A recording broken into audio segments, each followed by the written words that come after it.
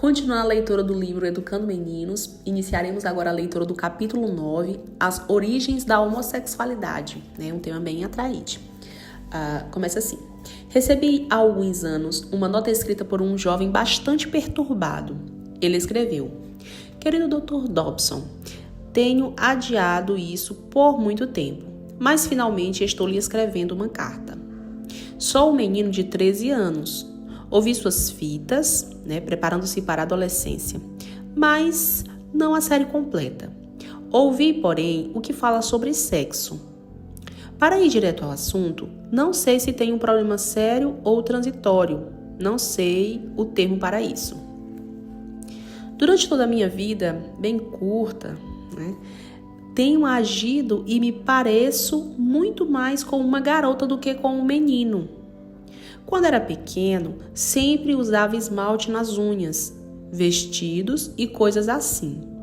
Tinha também um primo mais velho que nos levava, os primos mais moços, ao seu quarto e nos mostrava seus genitais.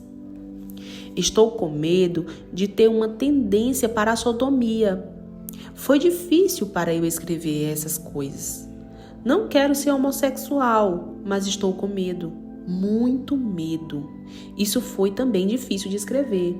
Vou explicar melhor. Por causa de minhas notas altas na escola, estou na 7ª série. Os colegas sempre me chamaram de nomes como gay, bicha, etc. E caçoavam de mim. É duro. Eu me masturbei. Acho que sim. Mas fui longe demais. Quando eu era pequeno, não tão pequeno assim, tentei chupar meu pênis, para ser franco. Isso soa muito mal e parece ainda pior para ler.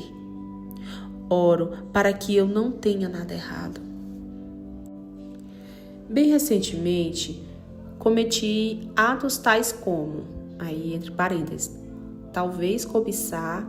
Oro muito para que não estivesse fazendo isso, Aí ele fala que olhar para mim mesmo de cueca, quase numa tanga. Quando uso isso, sinto como uma sensação sexual. Ontem no banheiro, na frente do espelho, sacudi o corpo rapidamente, fazendo meus genitais sacudirem para cima e para baixo. Consegui, assim, um sentimento parecido com o que mencionei ao descrever isso. Depois, pedi imediatamente perdão a Deus. Entrei no chuveiro, mas fiz aquilo novamente ali. Orei mais e me senti muito mal. Conversei com um de meus pastores e contei a ele que eu provavelmente preferia ter o corpo de um homem sobre o de uma mulher. Isso foi tão difícil de dizer. Ele afirmou que não achava haver nada de errado comigo. Não sei outra maneira de dizer. Aparentemente, ele pensava que eu era passageiro. Mas me sinto muito mal e quero saber o porquê. O pastor que mencionei é aquele que costumo consultar com frequência. Sobre a minha vida espiritual, conheci Cristo há 1 ano, mas cresci muito. Tenho também feito muitas coisas erradas. Sou menonita. Qual a sua denominação? Fui batizado e todos gostam de mim na igreja, Pelo menos eu acho. Tenho medo de, se não for hétero, ir para o inferno. Ele coloca, isso foi muito mais fácil de escrever. Não quero não ser hétero. Não tento não ser hétero. Amo a Deus e quero ir para o céu. Se há alguma coisa errada comigo, quero livrar-me dela. Por favor, me ajude. Mark. Aí o Dr. Dobson escreve assim, Fiquei profundamente comovido com a carta de Mark. Ele representa muitos outros pré-adolescentes e adolescentes em todo o mundo que despertaram para algo aterrador dentro de si. Algo que não entendem. Algo que cria enorme confusão e dúvida. Esses jovenzinhos, no geral, reconhecem bem cedo na vida que são diferentes dos outros meninos. Choram com facilidade, são menos atléticos, têm temperamento artístico e não gostam das brincadeiras brutas que os amigos apreciam. Alguns preferem a companhia de meninas e andam, falam, vestem e até pensam de modo feminino. Isso, é claro, desperta rejeição e ridículo dos verdadeiros meninos, né? Colocou verdadeiros meninos entre aspas, que caçoam cruelmente deles e os chamam de esquisitos, bicha, gay. E mesmo quando os pais percebem a situação, eles tipicamente não têm ideia de como ajudar. Na ocasião em que os hormônios começam a funcionar no meio da adolescência, uma crise de identidade genérica ameaça destruir a adolescência. É isso que Mark estava experimentando quando escreveu. Ilustra também porque até os meninos com tendências heterossexuais normais ficam muitas das vezes aterrorizados de virarem de alguma forma gays. Há uma dimensão extra de sofrimento para os que crescem num lar cristão sólido. Seus pensamentos e sentimentos sexuais produzem grandes ondas de culpa, acompanhada de temores secretos de retribuição divina. Eles se perguntam: como Deus poderia amar alguém tão vil quanto eu? Mark sentiu-se até condenado por pular para cima e para baixo do chuveiro e por sentir a excitação que isso criava. Essa titilação ao ver o próprio corpo é um sintoma clássico do narcisismo ou uma introversão para cumprir suas necessidades genéricas não satisfeitas. Ele tinha de descobrir como controlar esse monstro interior, ou, segundo entendia, enfrentar a eternidade no inferno. Não há tormento interno maior para o menino ou menina cristã do que este. No alto da carta de Mark, ele escreveu: posso parecer muito mal. Espero não ser assim tão mal. Pobre criança. Mark precisa desesperadamente de ajuda profissional, mas não vai provavelmente obtê-la. Seus pais, aparentemente, desconhecem seus problemas, e o pastor em quem confia disse que vai passar. É provável que não. Mark parece ter uma condição que chamaríamos de pré-homossexualidade, a não ser que a família inteira seja guiada por alguém que saiba como ajudar. As probabilidades são grandes de que ele venha a experimentar um estilo de vida homossexual. O que sabemos sobre este distúrbio? Em primeiro lugar, é um distúrbio, apesar das negativas da Associação Americana de Psiquiatria.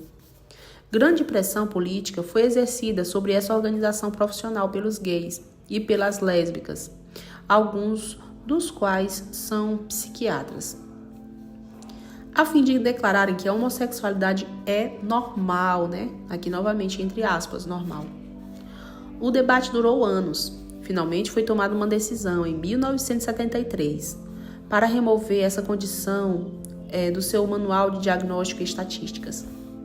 Ela não teve como base a ciência, sendo fortemente influenciada por um grupo de membros da APA, Associação de Psiquiatria, eu acredito, iniciado e financiado pela Força Tarefa Nacional de Gays e Lésbicas. A votação foi de 5.834 para 3.810.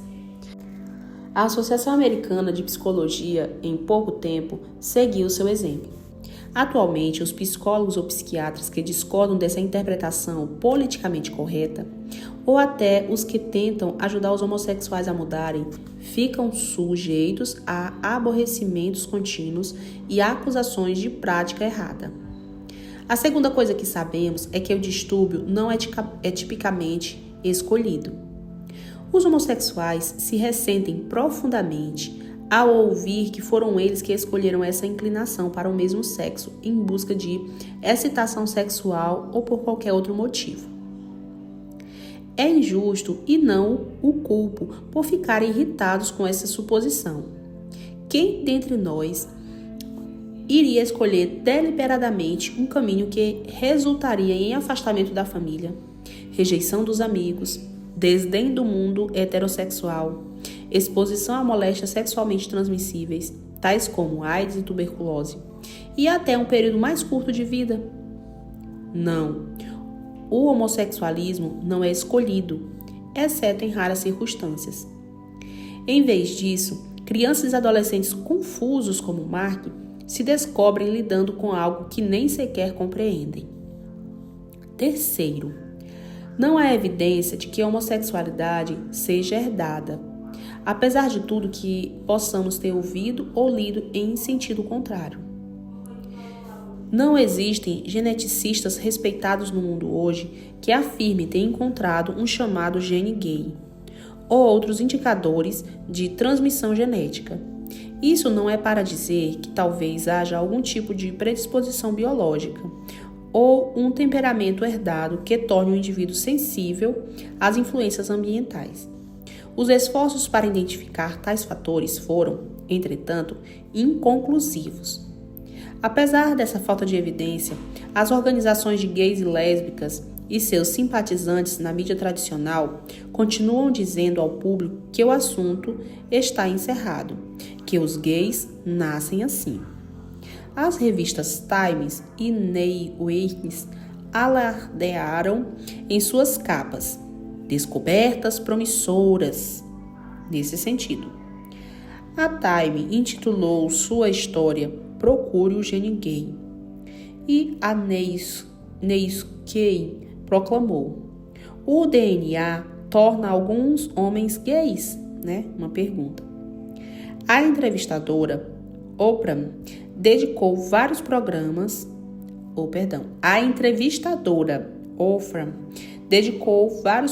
televisivos ao assunto e Barbara Walters disse recentemente: as opiniões se avolumam, no sentido de que as pessoas nascem homossexuais. Embora inteiramente falsa, essa afirmação politicamente motivada ou desinformação cumpriu o seu papel. Segundo uma pesquisa, em fevereiro de 2000, 35% das pessoas pesquisadas acreditavam que a homossexualidade era genética. Há ainda mais evidência convincente de que não é. Por exemplo, desde que gêmeos idênticos compartilham o mesmo padrão cromossômico ou DNA, as contribuições genéticas são exatamente as mesmas em cada um dos pares. Porque se um gêmeo nasce homossexual, o outro teria então, inevitavelmente, essa característica. Mas não é esse o caso. Quando um gêmeo é homossexual, a probabilidade é apenas 50% de que o outro tenha a mesma condição. Alguma outra coisa deve estar em operação. Além disso, se a homossexualidade fosse especificamente herdada, ela tenderia a ser eliminada do gene humano, porque os que a possuem não tendem a se reproduzir. Qualquer característica que não seja transmitida à geração seguinte finalmente morre com o indivíduo que a possui, Faz sentido, porque o homossexual não se reproduz, entre eles. A homossexualidade não só continua a existir em países ao redor do mundo, como floresce em algumas culturas.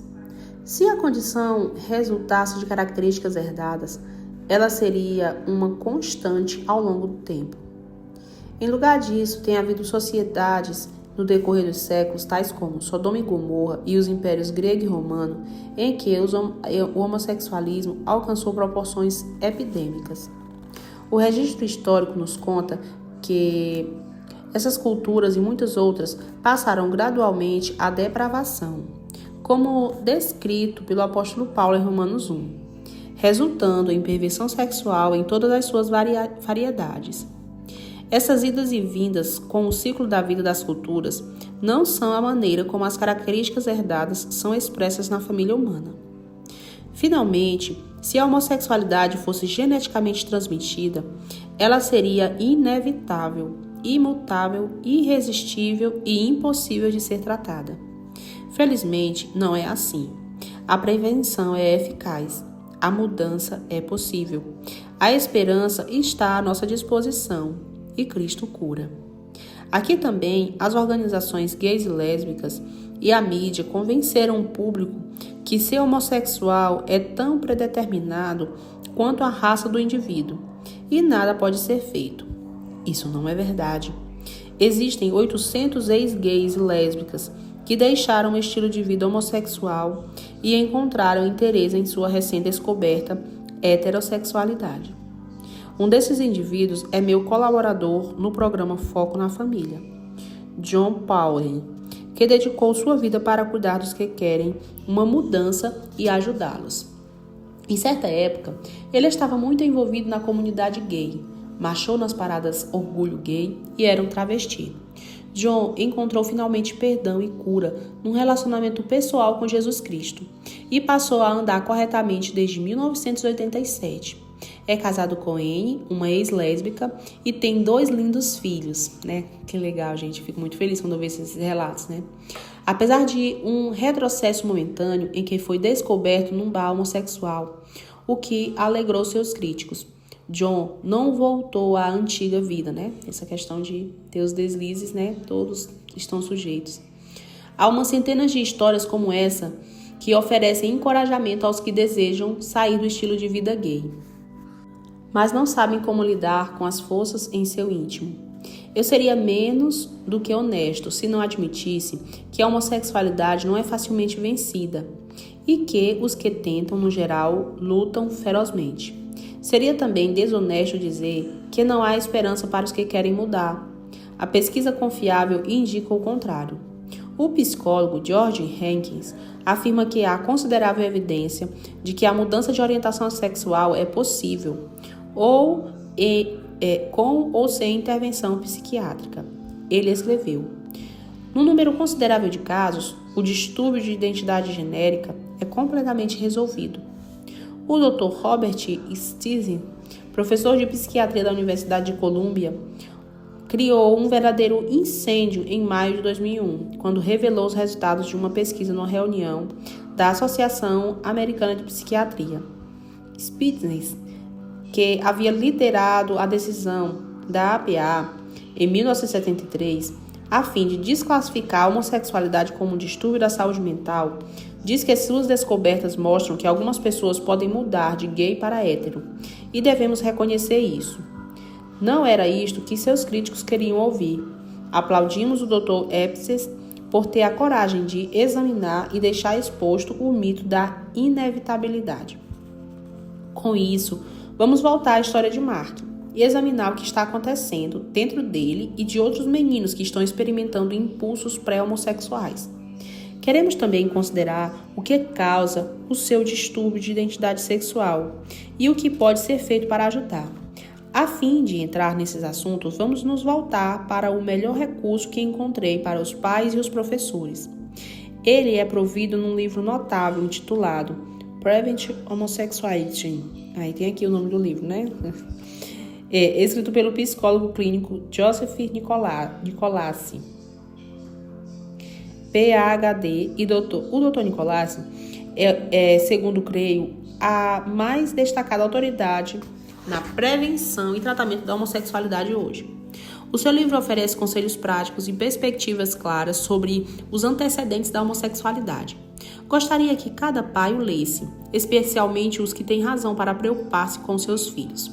Seu propósito não é condenar, mas educar e encorajar as mães e os pais.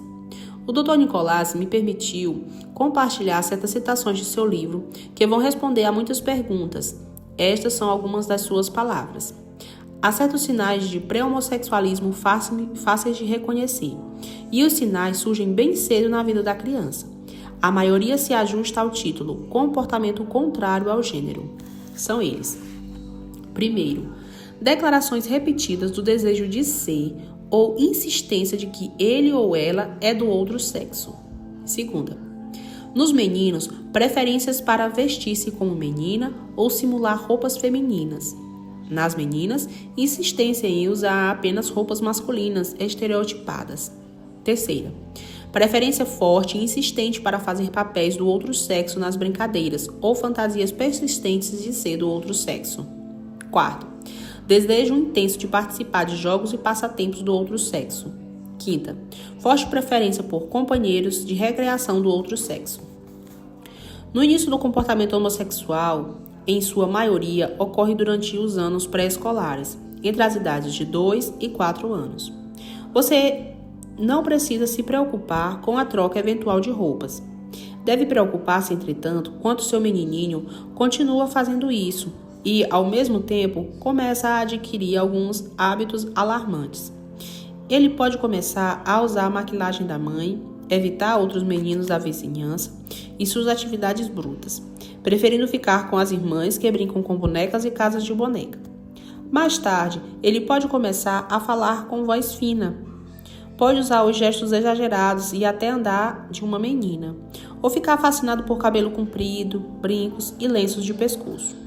Em estudo de 60 meninos afeminados, entre 4 e 11 anos, 98% deles usavam roupas do outro sexo e 83% disseram que desejavam ter nascido menina. O fato é que existe alta correlação entre o comportamento feminino na infância e a homossexualidade adulta. Há sinais evidentes de desconforto nos meninos e sentimentos profundos e perturbadores de que são diferentes e de algum modo inferiores. Todavia, os pais muitas vezes não percebem os sinais de advertência e esperam tempo demais para buscar ajuda para seus filhos. Uma razão para isso é que não estão sabendo a verdade sobre a confusão sexual dos filhos e não têm ideia do que fazer a respeito. Você talvez esteja preocupado com o desenvolvimento sexual de seu filho ou filha. É possível que o seu filho ou filho esteja dizendo coisas como "devo ser gay" ou "sou bissexual". Você encontrou pornografia do mesmo sexo no quarto dele ou evidência de que acessou esse material na internet. Você encontrou entradas íntimas no diário dela sobre outra menina. A mensagem mais importante que eu posso oferecer é que não existe uma criança gay ou um adolescente gay. Mas, se não forem tratados, os estudos mostram que esses meninos têm 75% de possibilidade de se tornarem homossexuais ou bissexuais. É importante compreender, porém, que a maioria de meus clientes homossexuais não eram explicitamente femininos quando crianças. Na maior parte das vezes, eles mostravam certa falta de masculinidade que os colocava penosamente à parte dos outros meninos. Não atlético, algo passivo, não agressivo e desinteressado em brincadeiras violentas. Vários deles tinham traços que podiam ser considerados dons. Eles eram inteligentes, precoces, sociáveis e com veia artística. Essas características tinham uma tendência comum, isolavam-os dos amigos do sexo masculino e contribuíam para certa distorção no desenvolvimento de sua identidade genérica normal. Em vista de todos esses homens não terem sido meninos explicitamente femininos, os pais não haviam suspeitado de que havia alguma coisa errada e não fizeram esforços para buscar terapia. Muitos clientes me disseram, se ao menos naquela época em que eu era criança, alguém tivesse compreendido as dúvidas e sentimentos de não fazer parte e tentado me ajudar. Não se engane, porém.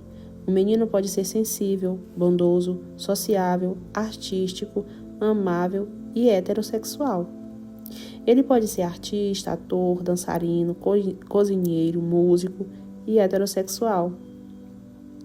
Essas habilidades artísticas inatas são quem ele é, parte da maravilhosa escala de habilidades humanas, e não há razão para desencorajá-las, mas todas podem ser desenvolvidas no contexto da masculinidade heterossexual normal. Em minha opinião, na opinião de um número cada vez maior de pesquisadores, o pai desempenha um papel essencial no desenvolvimento normal do menino como homem. Na verdade, o pai é mais importante do que a mãe. As mães fazem os meninos, os pais fazem os homens. Na infância, tanto os meninos como as meninas são emocionalmente ligados à mãe. Na linguagem psicanalítica, a mãe é o primeiro objeto de amor. Ela satisfaz todas as necessidades primárias da criança. As meninas continuam a crescer na sua identificação com as mães. Por outro lado, o menino tem uma tarefa adicional no desenvolvimento: perder a identidade com a mãe e identificar-se com o pai. Nesse ponto, começando com cerca de 18 meses, o menininho não só começa a observar a diferença, ele deve agora decidir qual deles vou ser. Ao final dessa mudança de identidade, o menino começa a tomar o pai como modelo de masculinidade. Neste estágio inicial, geralmente apenas antes dos 3 anos, Alfred Grierson observou que o menino decide que gostaria de crescer como pai. Esta é uma escolha. Implícita nessa escolha está a decisão de que ele não gostaria de crescer como a mãe. Segundo Robert Stoller, a primeira ordem em ser homem é: não seja uma mulher. Enquanto isso, o pai do menino tem de fazer a sua parte. Ele precisa espelhar e afirmar a masculinidade do filho. Pode brincar com o filho de modo decididamente diferente do que brincaria com a menina. Pode ajudar o menino a aprender a jogar e bater uma bola. Pode até levar o menino com ele para o chuveiro, onde o menino não poderá deixar de notar que o pai tem pênis igual ao seu, só que maior. Baseado em seu trabalho com homossexuais adultos, tento evitar a necessidade de uma terapia, algumas vezes penosa, encorajando os pais, especialmente o pai, no sentido de afirmar a masculinidade do filho. A educação por parte dos pais nessa área e em todas as outras pode evitar uma vida inteira de infelicidade e sentimento de rejeição. Quando os meninos começam a identificar-se com os pais e compreender o que é excitante, divertido e energizante sobre seus pais, eles aprenderão a aceitar sua própria masculinidade. Vão descobrir um sentimento de liberdade, de poder, por serem diferentes das mães, superando-as enquanto se movem para um mundo masculino. Se os pais encorajarem os filhos dessa forma, eles os ajudarão a desenvolver identidades masculinas e terão andado bastante em direção à heterossexualidade. Em 5 anos, falei com centenas de homossexuais do sexo masculino. Jamais encontrei algum que dissesse que tinha um relacionamento amoroso e respeitoso com o pai. Muitos desses pais amavam seus filhos e queriam o melhor para eles, mas por alguma razão, talvez houvesse uma discordância entre o temperamento do pai e do filho. O menino percebia o pai como um modelo negativo ou inadequado. O pai não era quem eu sou ou quem eu quero ser. O menino precisa ver o pai como confiante, afirmativo e decidido.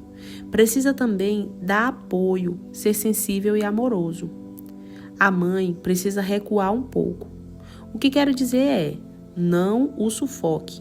Deixe que faça mais coisas por si mesmo. Não tente ser pai e mãe para ele. Se tiver perguntas, diga-lhes que procure o pai.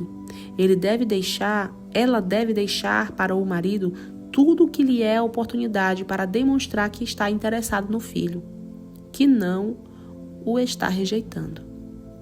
Esse processo natural de identificação do gênero pode algumas vezes falhar.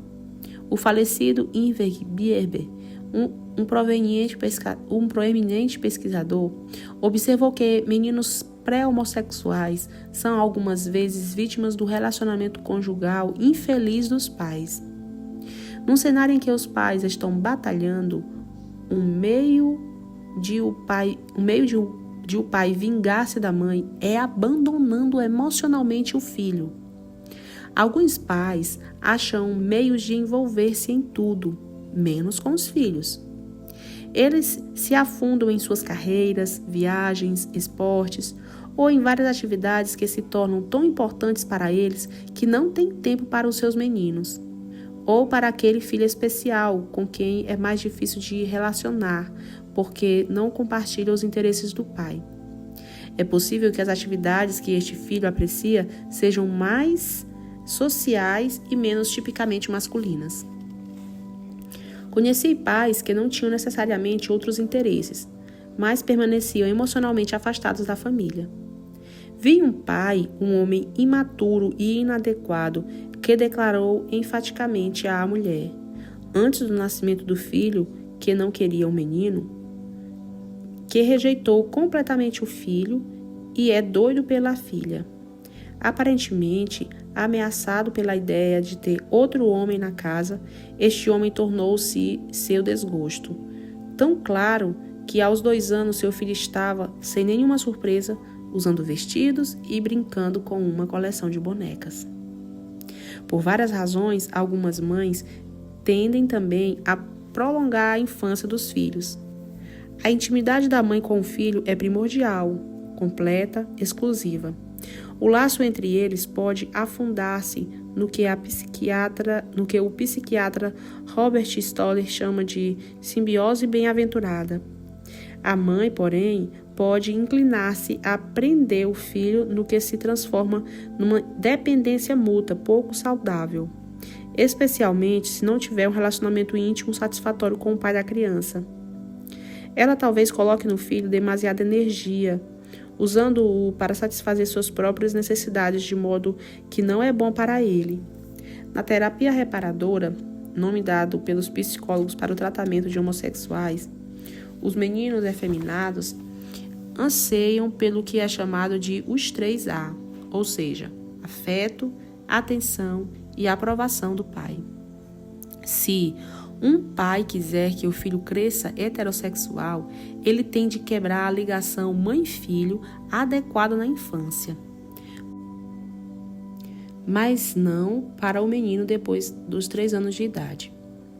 Desta forma, o pai tem de ser modelo, demonstrando ao filho que ele pode manter um relacionamento amoroso com essa mulher, que é sua mãe, embora mantendo a sua independência. Dessa forma, o pai é um amortecedor saudável entre mãe e filho. Nas palavras do psicólogo Robert Stoller, a masculinidade é um empreendimento. Ele queria dizer que crescer heterossexual não é algo que acontece, exige cuidados por parte dos pais, requer apoio da sociedade e requer tempo. Os anos cruciais são de 1,5 até 3, mas o momento ótimo é antes dos 12 anos. Uma vez que os pais reconheçam os problemas enfrentados pelos filhos, concordem em trabalhar juntos para resolvê-los e busquem a orientação e a habilidade de um psicoterapeuta que acredite que a mudança é possível, há muita esperança. Esta curta sinopse do livro do Dr. Nicolazzi é o material mais criterioso disponível no assunto. A conclusão é que a sexualidade não trata principalmente de sexo. Ela envolve tudo, inclusive solidão, rejeição, afirmação, intimidade, identidade, relacionamentos, a arte de ser pais, ódio contra si mesmo, confusão de gênero e busca para pertencer. Isso explica por que a experiência homossexual é tão intensa e por que há tanta ira contra os que parecem estar desrespeitando os gays e as lésbicas, ou tornando a experiência deles mais penosa. Suponho que se nós, que somos hétero, tivéssemos andado nos sapatos daqueles que estão nesse outro mundo, também ficaríamos irados. Se você, como pai, tiver um menino efeminado ou uma menina masculinizada, tenha muito cuidado com quem vai consultar. Receber conselhos errados nesse estágio poderia ser uma tragédia, solidificando as tendências que estão se desenvolvendo.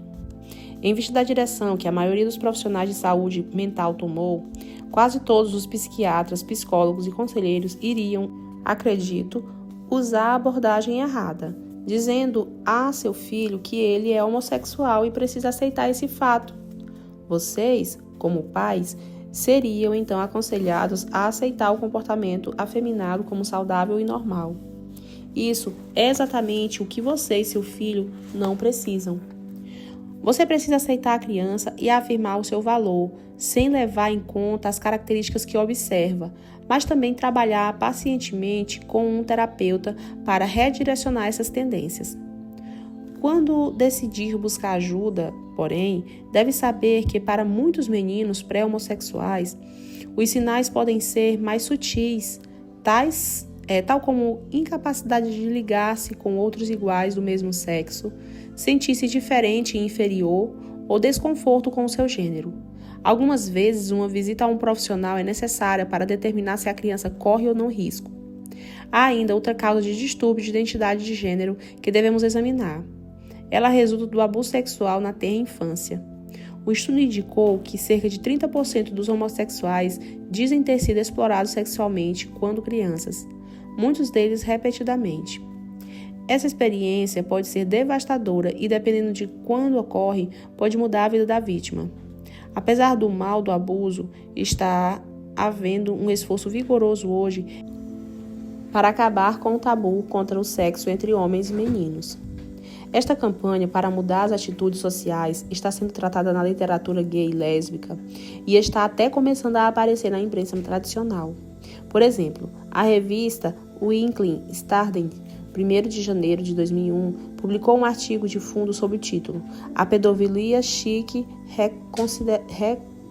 Reconsiderada. Esta é uma citação do artigo, muito importante e bem documentado, escrito por Mary Elizabeth. Aí diz assim o trecho. Este consenso da sociedade contra a exploração sexual de crianças e adolescentes está sendo aparentemente erodido. A defesa do sexo entre adulto e criança, mais acuradamente, sexo homem-menino, está sendo agora tratada publicamente, mas ainda está desfilando em vários lugares, círculos terapêuticos, literários e acadêmicos, editoras tradicionais, periódicos, revistas e livrarias, onde a simples aparição dessas ideias seria até pouco tempo não só inconcebível, como, em muitos casos, sujeito à instauração de processos. O artigo terminou com essa declaração: se o abuso sexual de menores não é errado, então nada mais o é. Existe também um esforço vigoroso dos gays para se infiltrarem no grupo de escoteiros dos meninos, como as lésbicas fizeram com tanto sucesso nas escoteiras, onde dizem que 33% dos membros são lésbicas. O propósito dessa campanha dos escoteiros é não permitir o abuso sexual de crianças na maioria dos casos, mas usar o escotismo para ensiná-los e doutriná-las. Isto explica a intensidade do debate e um processo que chegou até o Supremo Tribunal norte-americano. O caso foi decidido por uma pequena margem, 5-4, contra os interesses homossexuais. Apesar da perda, as empresas passaram a recusar verbas para os escoteiros. Até alguns capítulos da United Way estão retendo os fundos dessa excelente e desesperadamente necessária organização. Existe outra evidência do desejo de ganhar acesso aos meninos. Ela é vista no esforço mundial de abaixar a idade em que a criança pode dar legalmente seu consentimento para intercurso com um adulto. Este esforço resultou em vários e intensos conflitos nos países ocidentais. Recebi recentemente uma carta de Lyndon Bowring, um colega do Reino Unido que chefia uma organização pró-família. Ele escreveu: aqui em Londres estamos decididamente contrariados com os avanços do lobby gay militante. Nosso parlamento está planejando reduzir a idade de consentimento para intercurso homossexual entre homens adultos de 18 para 16. Se não houver um milagre soberano da graça, não teremos sucesso em persuadi-los a não aceitar isso. Estamos fazendo todo o possível para evitar tal coisa e suplicando ao seu poder divino que interfira a favor de nossos jovenzinhos. É difícil encontrar um lugar no mundo onde conflitos similares não estejam ocorrendo, exceto onde não restam mais forças aos cristãos desanimados e em minoria. O Sr. Bowring e seus colaboradores, infelizmente, perderam esta luta. A idade de consentimento no Reino Unido baixou para 16 anos. Ela é 14 no Canadá, 15 na Suécia, 15 na França, 14 na Alemanha, Groenlândia, Itália, San Marino, Eslovênia e 12 na Espanha, Holanda, Malta e Portugal. Não é espantoso que meninos de 12 anos nesses últimos países, a maioria dos quais ainda não chegou à puberdade, possam dar consentimento para homens mais velhos que querem abusar deles sexualmente? Que terrível, né, gente? Além do mais, seus pais não podem impedir legalmente essa exploração. A pergunta que nos assalta é: por que as organizações gays e lésbicas trabalharam tão febrilmente para baixar a idade de responsabilidade? Só pode haver uma resposta.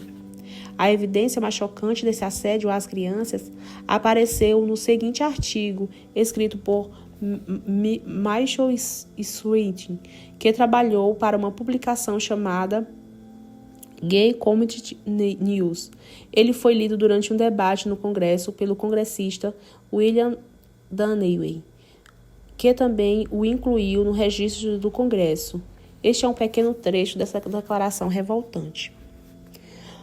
Vamos sodomizar seus filhos, emblemas de uma frágil masculinidade, de seus sonhos superficiais e mentiras vulgares.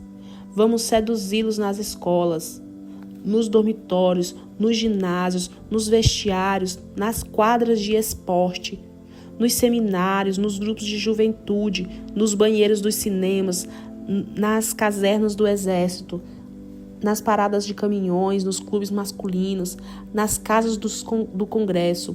Onde quer que homens fiquem juntos com homens, seus filhos se tornarão nossos subordinados e cumprirão nossas ordens.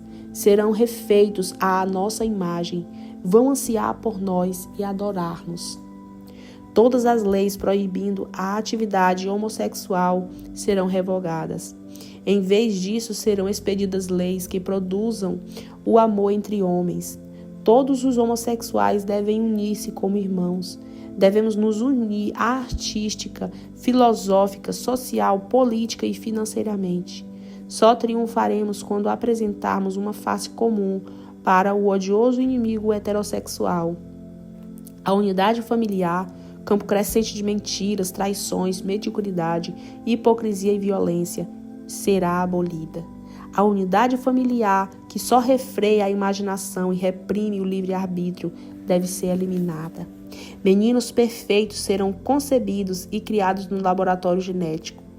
Vão unir-se no ambiente comunitário sob o controle e instrução de cientistas homossexuais.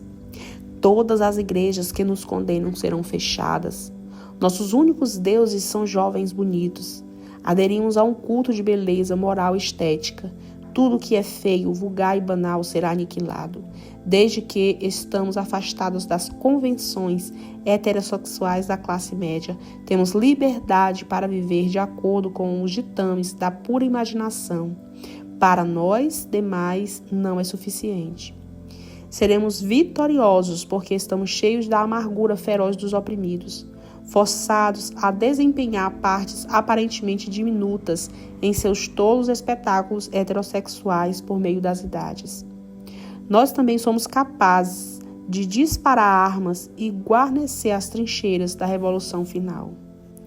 Trema, porco hétero, quando aparecermos diante de você sem máscaras. Esse artigo, que chocou os cristãos conservadores e muitos outros americanos, foi recebido com desdém pelo público em geral e pelos membros do Congresso. Essas palavras representam o ponto de vista particular de um indivíduo ou representam uma comunidade maior? Eu não sei. Certamente nem todos os ativistas homossexuais as endossariam. Fica claro, porém, que nossos meninos precisam ser protegidos do abuso sexual, quer seja homo ou heterossexual. Vigie seus filhos noite e dia enquanto são pequenos. Não deixem que sigam sozinhos ao banheiro público. Tenha cuidado ao confiá-los ao acampamento de verão, escola dominical ou à vizinhança. Qualquer abuso de criança, quer por membro da família ou pelo vizinho, quer seja gay ou hétero, tem o mesmo efeito deletério. Vou avançar um pouco mais para fazer uma recomendação controversa aos pais. Não acho que seja boa a ideia de deixar seus filhos de qualquer sexo aos cuidados de meninos adolescentes. Eu também não permitiria que meu filho adolescente tomasse conta de alguém. Por que não? Porque há muita coisa acontecendo com os adolescentes do sexo masculino.